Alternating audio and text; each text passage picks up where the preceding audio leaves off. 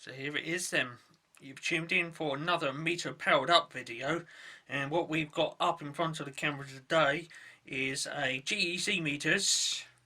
This is a type C11B3A-H. Now the H is a suffix for an anti-reverse device, and well, I'm going to get it out of the way anyway. We're going to power it up and run it backwards right at the beginning of the video, just so that you can see what happens, because this has got a nice big aperture on the front of there, so you can see the load wheel in there. We'll power it up, have it going backwards, and you can see what happens when a meter that has an anti-reverse device in it is attempted to be reversed. Before we do that though, let's get in on the specification plate so we can see what we've got for all the various different technicals. There it is then. So, like I say, it's a type C11B3A-H. Single phase 2 wire, 50 Hz alternation frequency. This is one of the more modern instruments where it says 230 volts on it. Okay, but we can actually stuff 240 in it and it takes it. It's a class 2 instrument, 20 to 80 amps loading capacity, and the load wheel characteristic is 200 revs per kilowatt hour.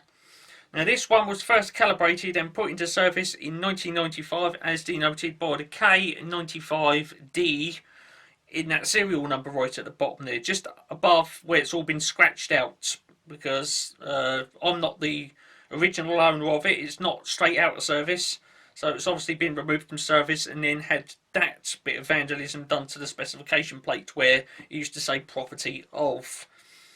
Yeah, so it's been last calibrated in 1995, and there's a little sticky label just there. It says certified T on it, 1195, so that would be November 1995. I'm just going to set the camera up at a different angle, and we shall fire that camera straight down in there, and we should do a attempted reversal operation.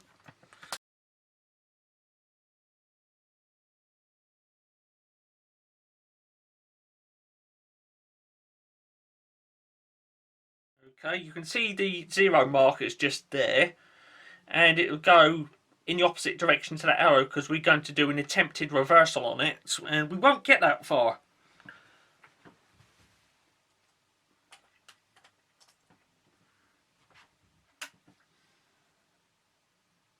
Okay, the load wheel's going backwards then, which is the wrong way, and you can see the load wheel rotating in there, and eventually it will just jam and come to a stop.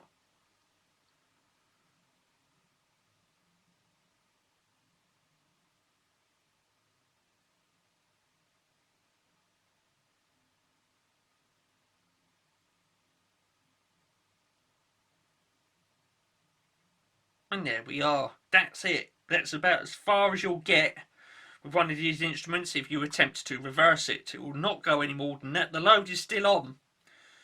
Okay, so now we've got that out of the way, I can get into the standard format of the meter powered up videos and rip it right up. Okay, so we're going to go nice and gentle to start with, as per usual.